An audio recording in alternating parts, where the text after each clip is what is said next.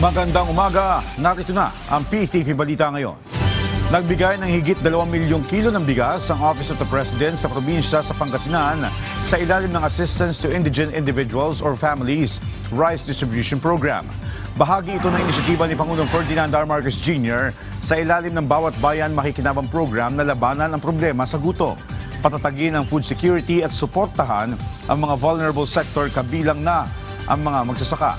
Mahigit 120,120,000 residents mula sa indigent at vulnerable sectors ang nakatanggap ng tigda 2 sako ng 10 kilong bigas para sa first tranche ng programa.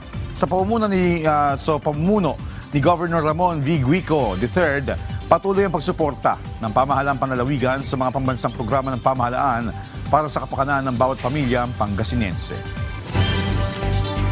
Samantala, nagbigay ang Pilipinas ng 40 portable power generators sa Ukraine. Ang inisyatibang ito ay ginawa matapos ang isinagawang pulong ni Ambassador to Ukraine Yulia Fediv at Senador Erwin Tulfo noong February 11.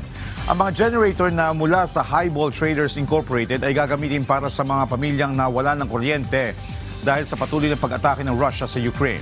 Nagpasalamat naman ng Ukraine sa mga donasyon generator at mga grupong naging bahagi ng pagdideliver ng mga nasabing kagamitan.